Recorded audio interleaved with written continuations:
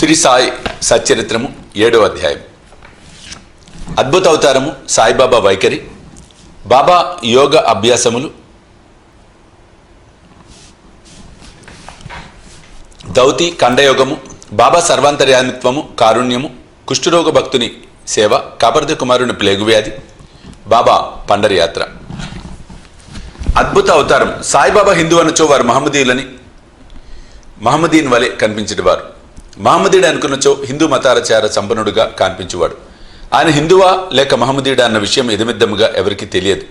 బాబా శాస్త్రోక్తకముగా హిందువుల శ్రీరామనవమి ఉత్సవం జరుపుచుండెను.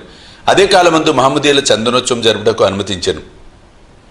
ఈ ఉత్సవ సమయమందు కుస్తీ పోటీలను ప్రోత్సహించుచుండేవారు. గెలిచిన వారికి మంచి బహుమతులు ఇచ్చేవారు. గోకులాష్టమి నాడు గోపాల్ కాలోత్సవం జరుపుచుండేవారు. ఈదుల్ ఫితర్ పండుగ నాడు మహమ్మదీయులచే మసీదులో నమాజు చేయించేవారు. మొహరం పండగ కొంతమంది మహమ్మదీయులు మసీదులో తాజియా లేక తాబూతు నిలిపి కొన్ని దినములచ్చట ఉంచి పిమ్మట గ్రామంలో ఊరేగించేదమనేది. 4 దినముల వరకు మసీదులో తాబూతు ఉంచుటకు బాబా సమ్మతించి 5వ నాడు నిస్సంకోచంగా దానిని తామే తీసివేసిరి. వారు మహమ్మదీయులనచో హిందువుల వలె వారికి చెవులు కుట్టబడి ఉండెను. వారు హిందువులనచో సుంతిని ప్రోత్సహించేవారు. బాబా హిందువైనచో మసీదునందు ఏల ఉండును. మహమ్మదీయుడైనచో దునియను అగ్నిహోత్రం ఎలా వెలిగించేవారు. అదే కాక తిరుగలితో విసురుట, శంఖముద్దుట, గంట వాయించుట, హోమం చేయుట, భజన, అన్న సంతర్పణ, పాద్యాదులతో పూజలు మొదలగు మహమ్మదీ మతమునకు అంగీకారం కాని విషయములలో మసీదులు జరుగుచుండెను. వారు మహమ్మదీయులైనచో కర్మిష్ఠులకు సనాతనాచార పరాయణులైన బ్రాహ్మణులు వారి పాదములపై సాష్టాంగ నమస్కారం ఎట్లు చేయుచుండేవారు. వారే తెగవారని అడగబోయినా వారెల్లరూ వారిని సందర్శించిన వెంటనే మూగులగుచు పరవశించుచుండిరి. అందుచే సాయిబాబా హిందువో మహమ్మదీయుడు ఎవరూ సరిగ్గా నిర్ణయించలేకుండిరి. ఇది ఒక వింత కాదు. ఎవరైతే సర్వము త్యజించి భగవంతుని సర్వస్వ శరణాగతి వనరించెదరో వారు దేవునితో ఐక్యమైపోయేదరు. వారికి దేనికి సంబంధం గాని భేదభావం గాని ఉండదు. వారికి జాతి మతములతో ఎట్టి సంబంధము లేదు. సాయిబాబా అట్టివారు. వారికి జాతులందు వ్యక్తులందు భేదం కనిపించుకుండెను. ఫకీరులతో కలిసి బాబా మత్య మాంసము భుజించెడివారు. వారి భోజన పళ్ళెములో కుక్కలు మూతి పెట్టినను సనుగువారు కాదు. శ్రీ సాయి అవతారము విశిష్టమైనది, అద్భుతమైనది. నా పూర్వ సుకృతముచే వారి పాదముల చెంత కూర్చొని భాగ్యము కలిగినది. వారి సాంగత్యము లభించుట నా అదృష్టము. వారి సన్నిధిలో నాకు కలిగిన ఆనందోల్లాసములు చెప్పనలవి కానివి. సాయిబాబా నిజముగా శుద్ధానంద చైతన్యమూర్తులు. నేను వారి గొప్పతనము విశిష్టతను పూర్తిగా వర్ణింపలేను. ఎవరు వారి పాదములను నమ్మెదరో వారికి ఆత్మానుసంధానము కలుగును. సన్యాసులు, సాధకులు, ముముక్షువులు తదితరులు అనేక మంది సాయిబాబా వద్దకు వచ్చేవారు. బాబా వారితో కలిసి నవ్వుచు సంభాషించుచు సంచరించుచున్నప్పటికీ వారి నాలికపై అల్లా మాలిక్ అను మాట ఎప్పుడు నాట్యమాడుచుండేది. వారికి వాద వివాదములు గాని చర్చలు గాని ఇష్టం లేదు. అప్పుడప్పుడు కోపం వహించినప్పటికీ వారెల్లప్పుడూ శాంతముగాను సంయమంతోనూ ఉండేవారు. ఎల్లప్పుడూ పరిపూర్ణ వేదాంత తత్వమును బోధించుచుండేవారు. ఆఖరి వరకు కూడా బాబా ఎవరికి తెలియనేలేదు. వారు ప్రభువులను భిక్షకులను ఒకే రీతిగా ఆదరించిరి. అందరి అంతరంగములందు గల రహస్యములని బాబా ఎరింగేవారు. బాబా ఆ రహస్యములను వెలుబుచ్చుగానే అందరూ ఆశ్చర్యమగ్నులగుచుండిరి. వారు సర్వజ్ఞులైనప్పటికీ ఏమీ తెలియని వాని వలె నటించుచుండిరి. సన్మానములు అన్నచో వారికి మాత్రము ఇష్టం లేదు. సాయిబాబా నైజం అట్టిది. మానవ దేహంతో సంచరించుచున్నప్పటికీ వారి చర్యలను బట్టి వారు సాక్షాత్తు భగవంతుడనే చెప్పవలెను. వారిని చూచిన వారందరూ షిరిడీలో వెలిసిన భగవంతుడే అనుకొనిచుండిరి. వట్టి మూర్ఖుడైన నేను బాబా మహిమలను ఎట్లు వర్ణించగలను. సాయిబాబా వైఖరి. షిరిడీ గ్రామంలో ఉన్న శని, గణపతి, పార్వతి, శంకర, గ్రామదేవత, మారుతి మొదలగు దేవాలయములన్నింటినీ తాత్యా పాటిల్ ద్వారా బాబా మరమ్మతు చేయించెను. వారి దాన గుణము ఎన్నదగినది. దక్షిణ రూపకముగా వసూలైన పైకమంతయు ఒక్కొక్కరికి రోజు ఒక్కంటికి 50, 20, 15 చప్పున ఇచ్చవచ్చినట్లుగా పంచిపెట్టుచుండేవారు. బాబాను దర్శించిన మాత్రమున ప్రజలు శుభములను పొందేవారు. రోగులు ఆరోగ్యవంతులగుచుండిరి. దుర్మార్గులు సన్మార్గులుగా మార్చుండిరి. కుష్ఠువారు కూడా రోగ విముక్తులగుచుండిరి. అనేకులకు కోరికలు నెరవేర్చుండెను. ఎటువంటి మందులు పసరులతో పని లేకుండానే గుడ్డివారికి దృష్టి వచ్చిచుండెను. కుంటివారికి కాళ్ళు వచ్చిచుండెను. అంతులేని బాబా గొప్పతనము సారమును ఎవరు కనుగొనుకుండిరి. వారి కీర్తి నలుమూలలా వ్యాపించెను. అన్ని దేశముల నుండి భక్తులు షిరిడీకి తండోపతండములుగా రాసాగిరి. బాబా ఎల్లప్పుడూ దునికెదురుగా ధ్యానమగ్నులై కూర్చునేవారు. ఒకప్పుడు మలమూత్ర విసర్జన కూడా అక్కడే చేసేవారు. ఒకప్పుడు స్నానం చేసేవారు, మరొకప్పుడు స్నానం లేకుండా ఉండేవారు. తొలి దినములలో బాబా తెల్లటి తలపాగా, శుభ్రమైన దోవతి, చొక్కా ధరించేవారు. మొదటి రోజులలో వారు వైద్యం చేసేవారు. గ్రామములలో రోగులను పరీక్షించి ఔషధములు ఇచ్చేవారు. వారి చేతితో ఇచ్చిన మందులు అద్భుతముగా పనిచేయుచుండేవి. వారికి గొప్ప హకీం అనే పేరు వచ్చెను. ఈ సందర్భమున ఒక ఆసక్తికరమైనటువంటి సంఘటన చెప్పాలి. ఒక భక్తునికి కండ్లు వాచి మిక్కిలి ఎర్రబడెను. షిరిడిలో వైద్యుడు దొరకలేదు. ఇతర భక్తులు అతనిని బాబా వద్దకు తీసుకుని పోయేది. సామాన్యంగా అట్టి రోగులకు అంజనములు, ఆవుపాలు, కర్పూరంతో చేసిన ఔషధములను ఉపయోగించెదరు. కానీ బాబా చేసిన చికిత్స విలక్షణమైనది. నల్ల జీడి గింజలను నూరి 2 మాత్రలుగా చేసి ఒక్కొక్క కంటిలో ఒక్కొక్క దానిలో పెట్టి గుడ్డతో కట్టు కట్టిరి. మరుసటి దినము కట్లు విప్పి నీళ్లను ధారగా పోసిరి. కండ్లలోని పుసి తగ్గి కంటిపాపలు తెల్లబడి శుభ్రమయ్యను. నల్లజీడి పిక్కలను నూరి కండలో పెట్టినను సున్నితమైన కండ్లు మండలేదు. అటువంటి చిత్రములు అనేకములు కలవు. కానీ ఇదొకటి మాత్రమే చెప్పబడినది. బాబా యోగ అభ్యాసములు. సాయిబాబాకు సకల యోగ ప్రక్రియలు తెలిసి ఉండెను. దౌతి, ఖండయోగము, సమాధి మున్నగు షడ్విధ యోగ ప్రక్రియలందు బాబా ఆరితేరిన వారు. అందులో 2 మాత్రమే ఇక్కడ వర్ణింపబడెను. దౌతి, మసీదుకు చాలా దూరమున ఒక మర్రి చెట్టు కలదు. అక్కడ ఒక బావి కలదు. ప్రతి 3 రోజులకు ఒకసారి బాబా అచ్చటకు పోయి ముఖ ప్రక్షాళనము, స్నానము చేయుచుండెను. ఆ సమయంలో బాబా తన ప్రేవులను బయటికి వెడలగక్కి వాటిని నీటితో శుభ్రపరిచి పక్కనున్న నేరేడు చెట్టుపై ఆరవేయుట షిరిడిలోని కొందరు కండ్లారా చూచి చెప్పిరి. మామూలుగా దౌతి అనగా 3 అంగుళముల వెడల్పు, 22.5 అడుగుల పొడవు గల గుడ్డను మింగి కడుపులో అరగంట వరకు ఉండనిచ్చి పిమ్మట తీసెదరు. కానీ బాబా చేసిన దౌతి చాలా విశిష్టము, అసాధారణమైనది. ఖండయోగము. బాబా తన శరీర అవయములన్నీ వేరు చేసి మసీదునందు వేరువేరు స్థలములలో విడిచిపెట్టువారు.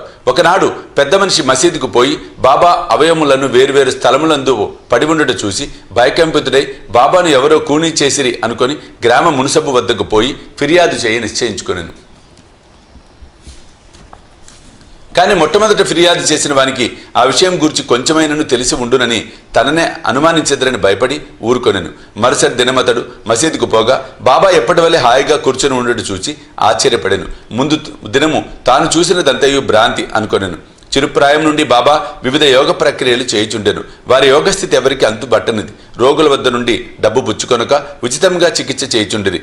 ఎందరో పేదలు, వ్యధార్థులు వారి అనుగ్రహం వల్ల స్వస్థత పొందిరి.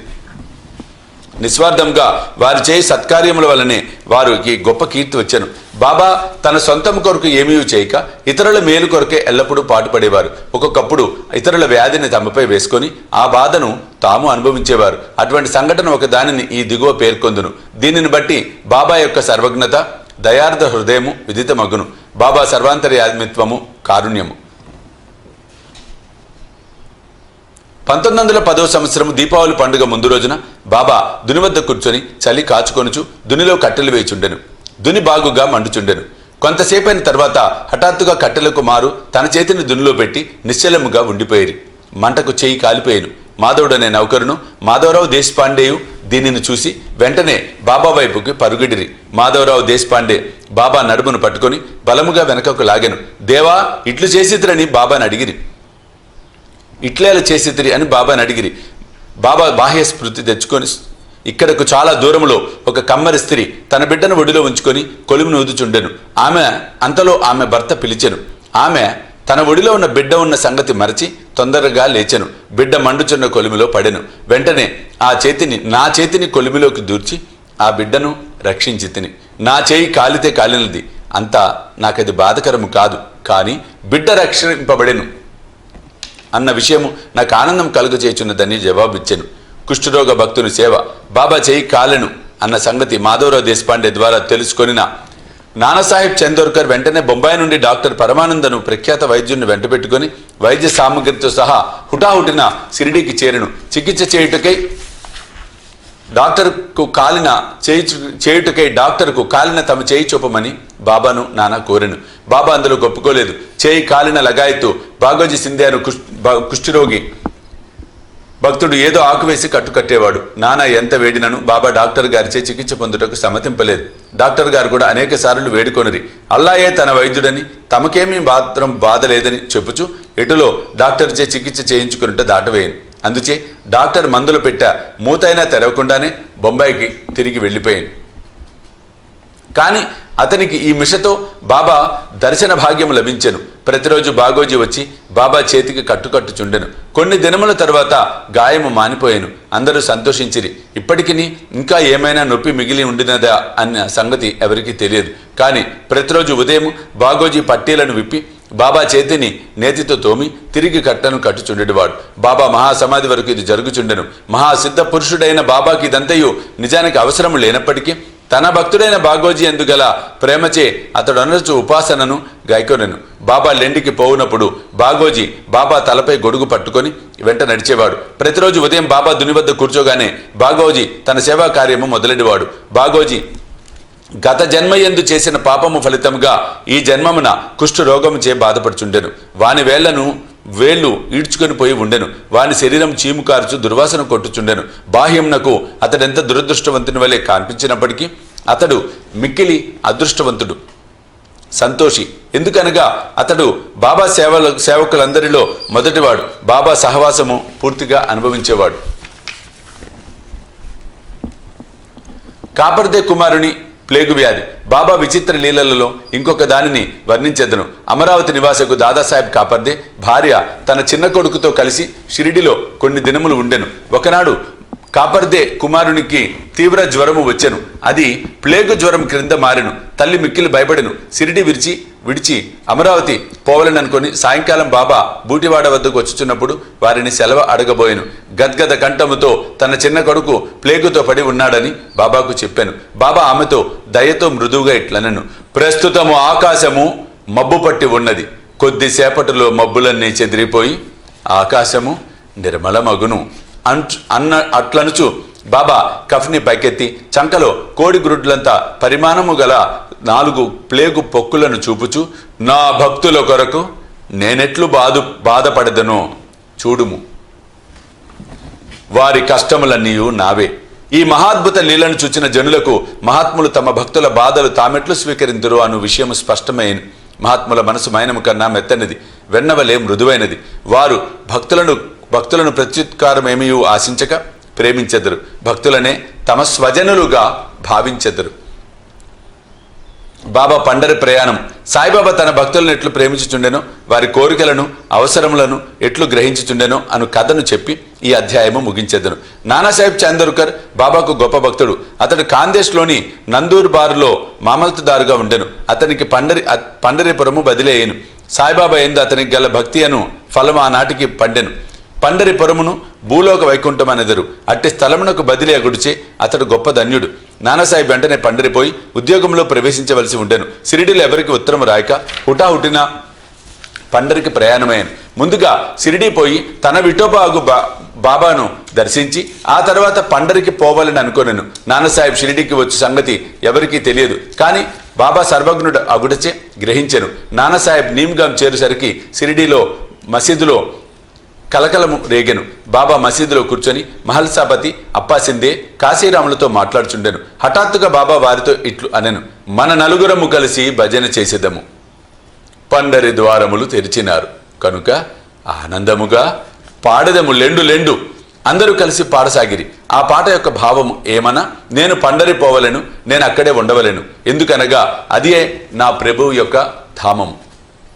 అట్లు బాబా పాడుచుండెను. భక్తులందరూ బాబాను అనుకరించిరి. కొద్దిసేపటికి నానాసాహెబ్ కుటుంబ సమేతంగా వచ్చి బాబా పాదములకు సాష్టాంగ నమస్కారం చేసి తనకు పండరీపురము బదిలీ అయినదనియు బాబా కూడా వారితో పండరీపురముకు వచ్చి అక్కడ ఉండవలసినదని వేడుకొనెను. అటులా బ్రతిమాలుటకు అవసరం లేకుండెను. ఏలన బాబా అప్పటికే పండరి పోవలను, అచ్చట ఉండవలను అన్న భావమును వెలిపించుచుండెనని తక్కిన భక్తులు చెప్పిరి. అది విని నానా మనసు కరిగి బాబా పాదములపై పడెను. బాబా యొక్క ఊది ప్రసాదమును ఆశీర్వాదమును అనుగ్రహను పొంది నానాసాహెబ్ పండరికి పోయెను. ఇట్టి బాబా లీలలకు అంతులేదు. 7వ అధ్యాయం సంపూర్ణం. సద్గురు శ్రీ సాయినాథ అర్పణమస్తు. శుభం భవతు.